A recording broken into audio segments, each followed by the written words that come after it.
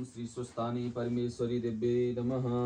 ओम यं ब्रह्मा वरुणेन्द्र रुद्रमरुतस्तुन्वन्ति दिव्यैस्तवै वेदैः संगपदक्रमोपनिषदर गायन्ति यं सामगा ध्यानावस्थित तद्गतेन मनसा पश्यन्ति यं योगिनो यस्यं तं न विदुः सुरासुरगणा देवाय तस्मै नमः।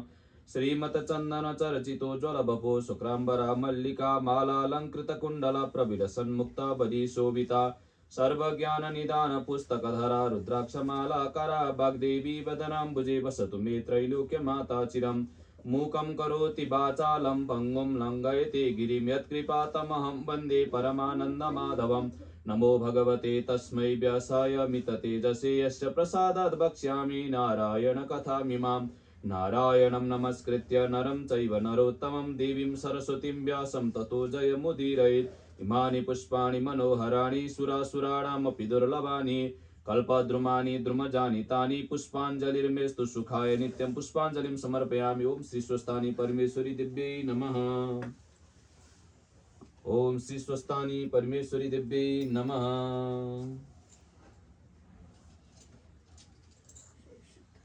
ओम श्री स्वस्तानी दिव्यै नमः।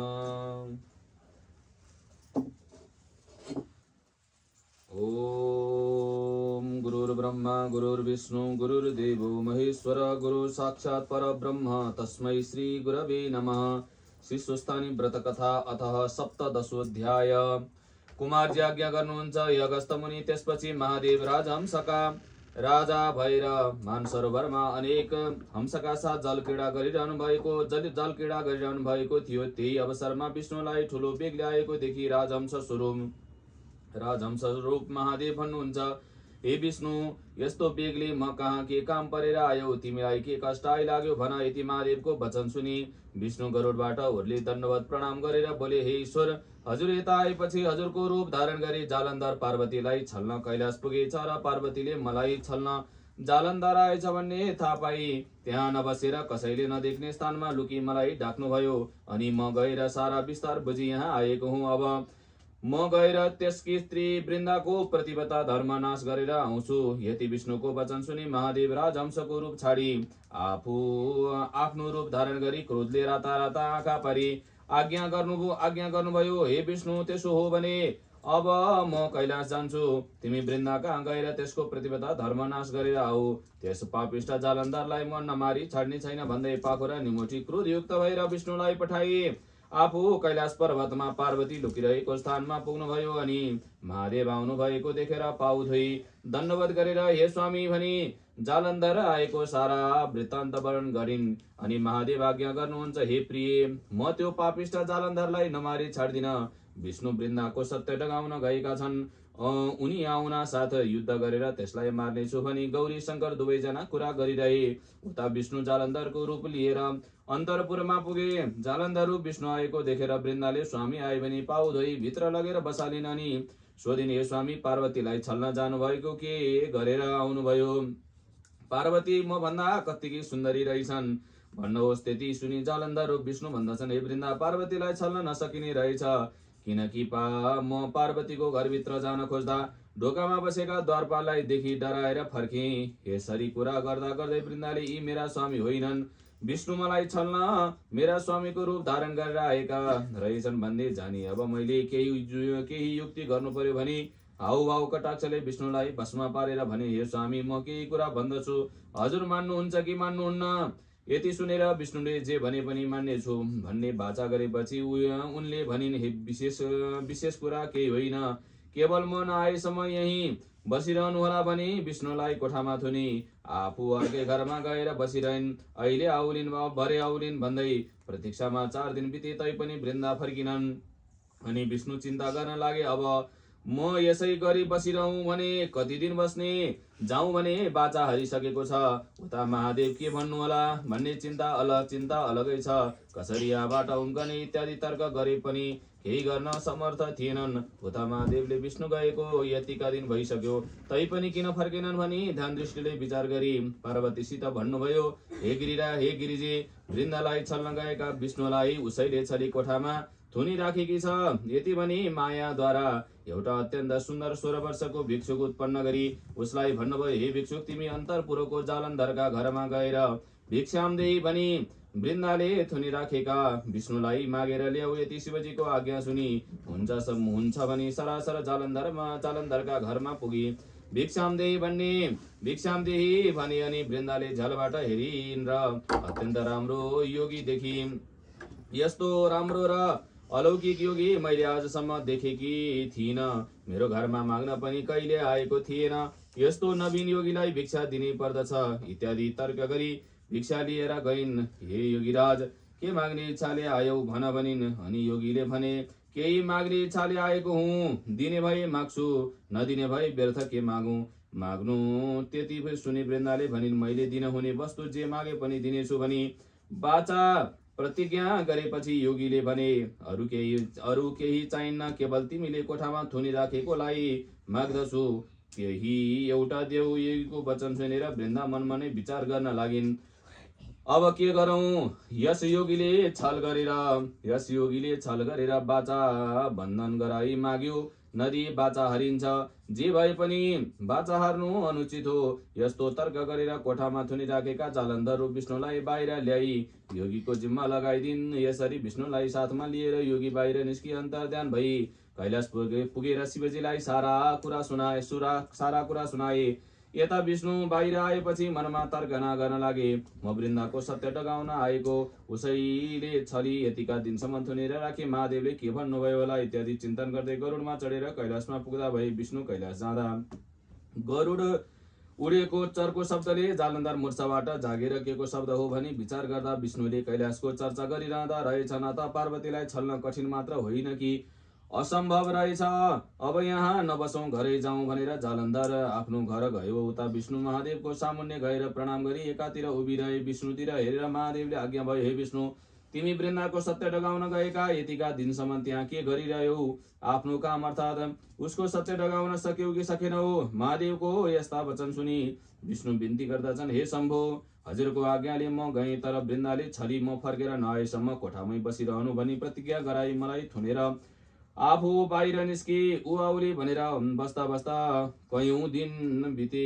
बाचा हारेको र प्रतिज्ञा गरेको हुनाले त्यहाँबाट निस्कन नसकेर बसिरहेको थिएँ। पछि एउटा योगीको साथ मलाई लगाई छाडिदिए र हजुरको दर्शन गर्न हाजिर भएँ। विष्णुको यस्तो वचन सुनि महादेवले ब्रह्मा इन्द्र आदि 33 कोटी देवता, यक्ष गन्धर्व किन्नर नन्दी भृङ्गी 64 योगिनी भूत प्रेत पिशाच राक्षस सबै जम्मा गरी आज्ञा भयो, हे देवता हो, तिमीहरू गएर पापिष्ठ जालन्धरलाई मारेर आओ। यति शिवजीको वचन सुनि देवताहरू आओस् पनि तयार भए। अनि शिवजीले नारद मुनिलाई डाकी, हे मुनि, तिमी गएर जालन्धरलाई तिमीसँग लडाई गर्न समस्त देवताहरू आउन लागेका छन्, तिमी संग्रामको तयार गर भनी देऊ।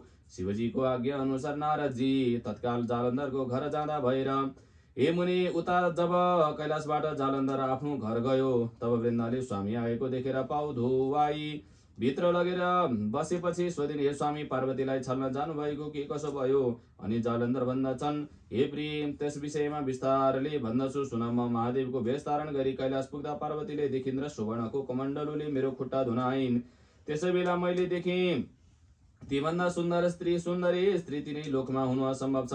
अत तिनको अनिन्द्य रूप देख्न साथ मेरो होस हराई मूर्छा परेर भूमिमा ढलेको थिएँ। पछि चेता आएर उठेर हेर्दा पार्वती कता गइन् केही जान्न सकिन र घर फर्केर आए। त्यति आफ्ना स्वामीको वचन सुनि वृन्दा भन्दछिन्, हे स्वामी, तपाईँ यहाँबाट हिँडेपछि विष्णुले तपाईँको रूप धारण गरी मलाई छल्न आएका थिए, तर मैले चिनेर निकै दिनसम्म कोठामा थुनी राखेको थिएँ। पछि एउटा अनौठो भिक्षुक आएर माग्दा विष्णुलाई दिई पठाएँ। यति स्त्रीको वचन सुनि जालन्धर रिसाई, हे प्रिय, त्यस्तो हो भने म पार्वतीलाई नछली छाड्दिन, फेरि जान्छु भन्दै जालन्धर घरबाट निस्कनु र शिवजीको आज्ञाले गएका नारद मुनि टुप्लुक्क पुग्नु एकसाथ भयो। अनि नारदजीले सोधे, हे जालन्धर, तिमी कहाँ जान हिँडेका? उसले भन्यो, म भिक्षा माग्न हिँडेको हुँ। तब नारदजीले फेरि भने, हे जालन्धर, मिथ्या कुरा किन भनिरहेका छौ? तिमी जान लागेको मैले जानिसके, पार्वतीलाई छल्न हिँडेका हौ। सुन, तिमीसित लडाई गर्न ब्रह्मादि सकल देवताहरू आउन तयार भई खबर दिन मलाई पठाएका हुन्। अब तिमी अन्त कतैतिर जान पट्टि नलागेर आफ्ना फौज र शस्त्रास्त्र लिई संग्रामको तयारी गर। यति नारदजीको कुरा सुनि त्यसो भए घरै फर्कन्छु भनी आफ्नी पत्नीलाई नारदसित भएका सबै कुरा बुझाई अब म संग्राममा जान्छु, तिमी घरको सम्हार गरे भनी हातमा त्रिशूल लिएर आफ्ना समस्त सेना जम्मा गरी देवताहरूसित लडाईँ गर्न कैलाशतर्फ गयो। नारदजीले कैलाश पुगी जालन्धरसित भएको सारा कुरा शिवजीलाई बिन्ती चढाए। त्यसपछि महादेवले ब्रह्मा विष्णु इन्द्र यम आदि सकल देवतालाई युद्ध गर्न जाऊ भनी आज्ञा दिनुभयो। महादेवको आज्ञा पाउन आशा समस्त देवताहरू नाना तरका बाजा बजाई सिंहनाद गर्दै प्रलयका कुमे गर्जे झैं घर जाँदै कैलाशबाट हिँडे बाटोमा दुवैतर्फका सेनाको जम्का भेट भएर भयंकर संग्राम आरम्भ भयो। देवताहरूले बेसरी चिच्याएर अनेक शस्त्रास्त्र प्रहार गरे, तर तिनको प्रहारले जालन्धरलाई केही हानि गर्न सकेन। आफूले प्रहार गरेका शस्त्रास्त्रले शत्रुको केही हानि गर्न नसकेको देखेर देवताहरू मनमा दिक्क मानी आफ्ना शस्त्रास्त्र झिकी चुपचाप भए। तब वैकुण्ठनाथ भगवान विष्णु रिसाई पाञ्चजन्य शंख बजाई कौमुदकी गदा प्रहार गरे। त्यस गदाले जालन्धरलाई छुँदै छोएन अनि देवराज इन्द्र रिसाई वज्र प्रहार गरे, त्यसले पनि केही गर्न सकेन। जालन्धरले नटेरी तीर्ण समान मानेर चुप लागिरह्यो। त्यति हुँदा पनि देवताहरूले शस्त्र प्रहार गर्न छाडेका थिएनन्। आखिरमा विष्णु भगवानले अब यस्तो चालले केही हुन सक्दैन भने महादेव कहाँ गएर, हे जगदीश्वर, हामीले जालन्धरलाई मार्न सकेनौं, तपाईँ बिना त्यसलाई मार्न अरूको शक्ति पनि छैन, अब तपाईले नै संग्राममा जानु पर्यो। यति विष्णुका वचन सुनि महादेव आज्ञा गर्नुहुन्छ, हे विष्णु, जालन्धरकी स्त्री वृन्दाको पतिव्रता धर्मले गर्दा जालन्धरलाई कसैले पनि मार्न सक्दैन। अत तिमी आफ्नो मायाले छोपी जालन्धरको रूप धारण गरी अन्तरपुरमा गएर वृन्दाको पतिव्रता धर्म नष्ट गराऊ। म गएर त्यस पापिष्टलाई मार्दछु। यति शिवजीको आज्ञा सुनि विष्णु त्यहाँबाट विद्या भई तुरन्त जालन्धरको रूप धारण गरेर बायाँ हातमा त्रिशूल र दाहिने हातमा डमरू बजाई आफ्नो मायाले छोपी अन्तरपुरमा जालन्धरको घर पुगे। भेषधारी जालन्धर आएको देखि वृन्दाले हात पाउ धोएर कोठामा लगेर आसनमा बसालेर सोधिन्, हे स्वामी, महादेवसँग युद्ध गर्न जानुभएको के गरेर आउनुभयो? त्यति सुनेर भेषधारी विष्णु आज्ञा गर्दछन्, हे प्रिय, महादेवसितको युद्धमा थकाइ मारौँ र विश्राम गर्न आएको छु, भोक लागिरहेछ, केही खानेकुरा ल्याऊ। त्यति सुन्नासाथ वृन्दाले 84 व्यञ्जन तयार पारी भोजन गराइन् अनि रात परेपछि वृन्दासँग अनेक तरहका वार्तालाप गरेर त्यसको पतिव्रता धर्म नष्ट पारिदिए। रात बितेपछि जालन्धरको रूप छाडी आफ्नो स्वरूप चार बाहुमा शंख चक्र गदा पद्म धारण गरी दर्शन दिएर त्यो देखेर वृन्दा रिसाई, हे पापिष्ट विष्णु, तिमीले कपट गरेर मेरो पतिव्रता धर्म नष्ट गरिदियौ भनिन्। अनि विष्णु आज्ञा गर्नुहुन्छ, हे वृन्दा, जालन्धरलाई शिवजीले हिजै मारिसके। अब तिमीले म वैकुण्ठको अधिपति भएको नारायण जस्तोलाई स्वामी पाएपछि तिमीलाई के को चिन्ता? तिमी पत्याउनौ भने एकछिनमा समाचार पाउरी भनी नाना तरसित वृन्दालाई बुझाउँदा भए। ती श्री स्कन्द पुराणे केदारखण्डे माघमात्मे कुमारगस्त्य सम्मादि श्री सुस्तानी परमेश्वरिया व्रत कथायाम वृन्दा पतिव्रता धर्महरणम नाम सप्तदशोऽध्याय। श्री हरये नमः। ओम नमो भगवते वासुदेवाय। श्री सुस्तानी देव्यै नमः। ओम उपनयतु मंगलम वः। ओम उपनयतु मंगलम वः सकल जगन मंगलालय। श्रीमान दिनकर किरण निबोधित नवनलिन दल निवेक्षण कृष्ण। काले वर्षतु पर्जन्य पृथिवी सस्यशालिनी। देशोऽयं शोभरहितो ब्राह्मणा सन्तु निर्भया। अपुत्र पुत्रिण सन्तु पुत्रिण सन्तु पौत्रिण। निर्धना सदना सन्तु जीवन्तु शरदां शतम्। तत्रैव गंगा यमुना च तत्र गोदावरी सिन्धु सरस्वती च तीर्थानि सर्वाणि वसन्ति तत्र। यथा च्युतोदार कथा प्रसंग। या कुन्देन्दु तुषारहार धवला। या शुभ्रवस्त्रावृता। या वीणाम्बरदण्ड मण्डितकरा। या श्वेत पद्मासना। या ब्रह्माच्युत शंकर प्रभृतिभिर्देवैः सदा वन्दिता। सा मां पातु सरस्वती भगवती निशेष जाड्या पाठ। कायेन वाचा मनसेन्द्रियर्वा बुद्ध्यात्मना वा प्रकृते स्वभावात्।